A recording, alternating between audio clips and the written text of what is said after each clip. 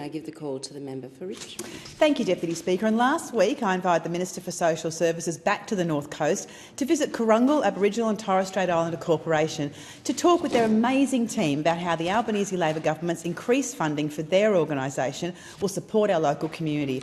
Our government has increased emergency relief grant funding for Krurungal by 41% to support them in delivering a range of culturally appropriate community-based services.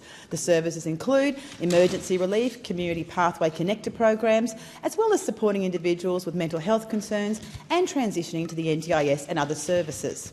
Krurungal has a strong track record of working closely with family, friends, support people, carers and other services on behalf of community members to ensure that locals receive culturally appropriate support and their health and well-being is addressed in a holistic manner.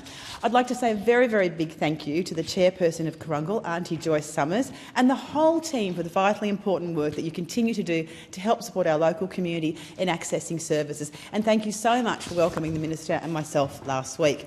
Now, Deputy Speaker, also earlier this month I had the great pleasure of greeting Matilda, our very own local mobile wildlife hospital, as she and her team arrived at Parliament House in Canberra. And what a treat that was for everyone.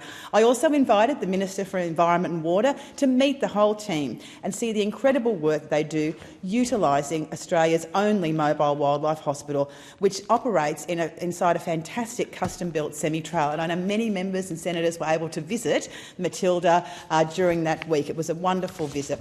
I can report, Deputy Speaker, that the Minister for Environment and Water who visited is very fond of Digby, a 9-month-old wombat, and he was very impressed also by the terrific volunteers and workers who were nursing Digby back to health after an accident. And it just is a great example of the incredible work that Byron Wildlife Hospital do.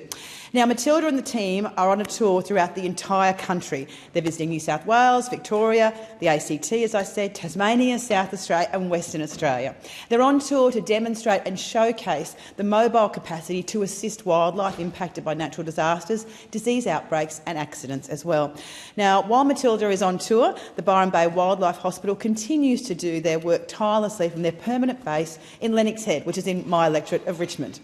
And I'm very pleased to have worked with the Byron Wildlife Hospital over many years and also very proud to have delivered on my 2025 election commitment of $2 million for the expansion of operations of the Byron Bay Wildlife Hospital. By providing funding for Australia's only mobile wildlife hospital, our government is helping to ensure they continue to provide that very important care to injured wildlife through surgery, intensive care, x-rays, ultrasound and other facilities so they can continue their amazing work. So I want to say a really big thanks to all the team at Byron Wildlife Hospital and happy travels, Tilly, as you continue around the country. You're doing a great job.